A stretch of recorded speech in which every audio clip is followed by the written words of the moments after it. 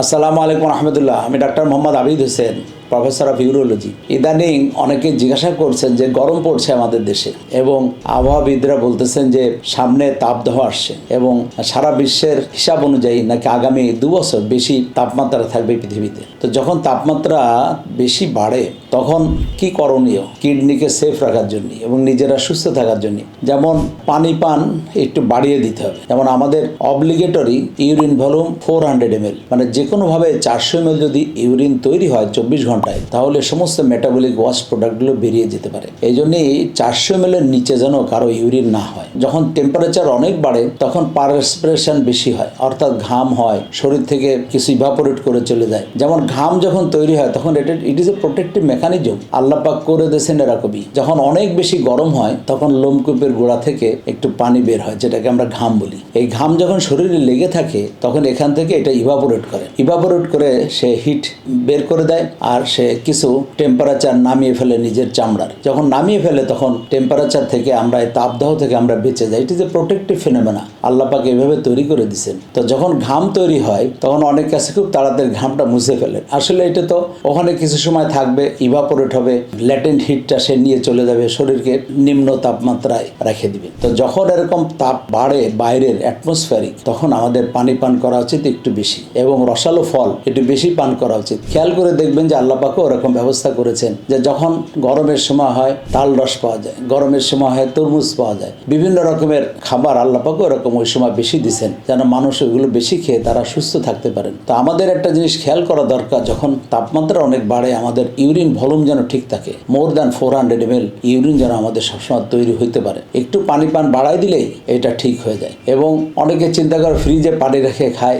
আমরা গ্রামের লোক, আমাদের জন্য অনেক ব্যবস্থায় আছে। যেমন কলসে যদি পানি রাখে এই পানি বেশি গরম হয় না, মটকাতে পানি রাখলে পানি বেশি গরম হয় না, যতই টেম্পারেচার বাইরে বাড়ুক। যখন মাটির পাত্রে পানি রাখা হয় ওর মধ্যে ক্যাপিলারি অ্যাকশনে এবং ওখান দিয়ে ওখানেও কিছু পারস্পিরেশন হয়, এই জন্যই মাটির পাত্রের পানি কখনো অত বেশি গরম হয় না, ঠান্ডায় থাকে। তো আমরা অবলম্বন করতে পারি এই পদ্ধতি যে মাটির পাত্রে পানি রেখে আমরা বেশি পানি পান করতে পারি। যারা বাইরের দেশে বা বিভিন্ন দেশে যেখানে তাপমাত্রা বেশি, আপনারা জার্নি করেছেন দেখবেন ইভেন ইন্ডিয়াতে অনেক তাপমাত্রা যেখানে, সেখানে রেল স্টেশনে, বাস স্টেশনে, বিভিন্ন জায়গায় গরমের মধ্যে টেবিলের উপরে অনেক মটকা রাখা আছে, ছোট ছোট মটকা, যার মধ্যে পানি ভর্তি, এবং পানির সময় মটকা বিক্রি করে। এবং ওই পানিগুলো দেখবেন যে কখনোই গরম হয় না, ঠান্ডা থাকে।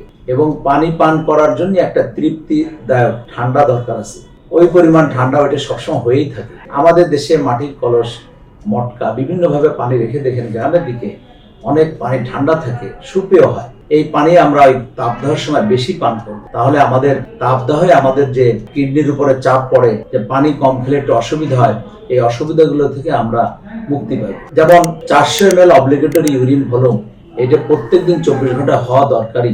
আমরা পানি পান করে আমরা এর থেকে অনেক বেশি রাখার চেষ্টা করবো আমাদের ইউরিন ভলিউম, তাহলে আমাদের কিডনি সেফ থাকবে। বিশেষ করে আরেকটা জিনিস খেয়াল করা দরকার যে বাচ্চাদের ক্ষেত্রে তারা তো পানি পিপাসার কথা অনেক সময় বলতে পারে না, এক কান্না দিয়েই তারা সবকিছু প্রকাশ করে। তো বাচ্চার মা বাবার খেয়াল রাখা দরকার যে বাচ্চা কি পরিমাণ পানি পান করছে। যেমন পানি পান কম হলে অনেক সময় দেখা যায় মেয়ে বাচ্চারা তাদের পেশাবে জ্বালাপোড়া করে, ছেলেরাও একটু অস্বস্তি বোধ করে কিন্তু বলতে পারে না। তখন আমাদের বাবা মার কর্তব্য যে আমরা বাচ্চাদেরকে একটু বেশি পানি পান করাবো, বিভিন্ন ফর্মে শরবত খাওয়াই, পিওর ড্রিঙ্কিং ওয়াটার এটা পান করাই, এবং বিভিন্ন ফর্মে যেমন তরমুজ, তারপরে রসালো ফল, এই ফলগুলো আমরা তাদেরকে খাওয়াইয়ে আমরা তাদের ওয়াটার ইনটেকটা ঠিক রাখি। তো বাচ্চারাও এই তাপদাহে অত বেশি ক্ষতিগ্রস্ত হবে না। এবং সবাই খেয়াল রাখা দরকার যে ইউরিন ভলিউম যদি ভালো থাকে তাহলে কিডনির ক্ষতি ইউজুয়ালি এই তাপদাহ হয় না। এই তাপদাহ সবাই, যেমন আবহাওয়াবিদরা তাপদাহর কথা বলতেছেন এবং সামনে আসছে নাকি আরো বেশি গরম বাড়বে আমাদের দেশে। তো সবাই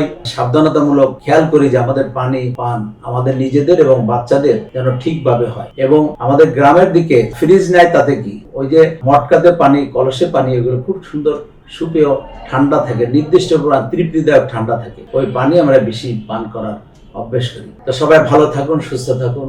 আসসালামু আলাইকুম রহমতুল্লাহি ওয়া বারাকাতুহু।